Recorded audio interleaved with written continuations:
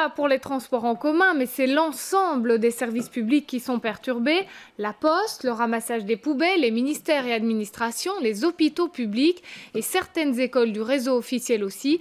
Michel Gaillère, on vous retrouve devant la Tour des Pensions où un rassemblement de militants socialistes démarre. Oui, ils sont environ 200 ici, à quelques pas de la gare du Midi, à se réunir. C'est un petit peu l'aboutissement de la journée, en tout cas le premier aboutissement pour eux, car elle se continue, cette journée de grève et de blocage pour dénoncer la politique du gouvernement fédéral. Avec nous, l'organisatrice de ce rassemblement du syndicat socialiste, Karine Rotzeler. D'abord, est-ce que vous avez un premier bilan sur le déroulement de la journée? Est-ce que c'est bien suivi? Il y a beaucoup de blocages? Oui, vraiment, bien suivi. Des blocages, pas vraiment. Mais en tout cas, c'est bien suivi dans les administrations, un peu partout. Si ce n'est pas, en tout cas, par un mouvement de grève, c'est en tout cas par soit des revendications, des tracts ou des signes distinctifs comme quoi on est en grève. Voilà. Ça fait maintenant 3 ans que vous êtes au bras de fer avec le gouvernement fédéral. Cette action, vous la menez seul, le syndicat socialiste. Est-ce que vous ne sentez pas un petit essoufflement? Est-ce que c'est encore facile de ramener du monde? Pas du tout d'essoufflement, au contraire. Je pense que vraiment aujourd'hui, dans la population, au sein des travailleurs, la colère gronde. Vraiment, les gens sont vraiment en train de prendre conscience, après 3 années dans ce gouvernement, de l'application des mesures et de ce que ça aura pour eux comme impact par rapport à leur budget, à leur vie, aux soins de santé.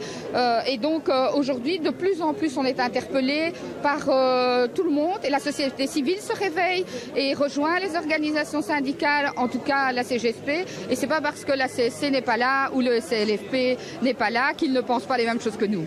Alors, qu'est-ce que vous dénoncez, encore une fois, très concrètement? C'est quoi? C'est la pénibilité qui augmente dans le travail? Ce sont les réformes en matière de pension? Mais donc, c'est assez simple. On allonge les carrières.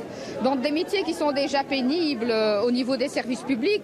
Les services publics, c'est quoi? Les policiers, les infirmières, la propreté publique. Et donc, à partir du moment où on allonge, il est évident que nous, on voudrait diminuer le temps de travail ou en tout cas une reconnaissance de la pénibilité de ces métiers difficiles. Et aujourd'hui, c'est pour ça qu'on est ici devant la Tour des Pensions. Merci Karine Rotzeler. Le mouvement, vous le voyez, il se prolonge, il y a des champs. Ils sont environ 200, je le répète, à quelques pas de la gare du Midi, à s'être retrouvés après avoir organisé des piquets devant leurs administrations respectives. Et alors, Michel, la date de cette grève n'est pas choisie par hasard. Elle est organisée aujourd'hui parce que Charles Michel présente son discours de politique générale tout à l'heure à la Chambre.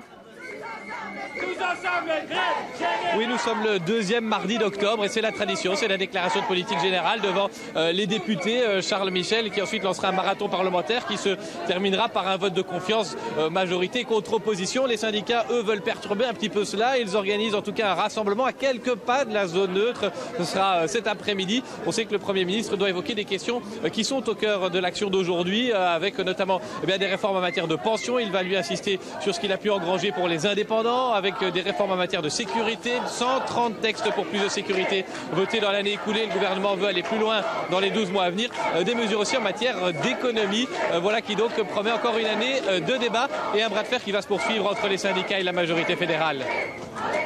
Merci à vous, Michel. Et voilà donc pour ce point dédié à la grève.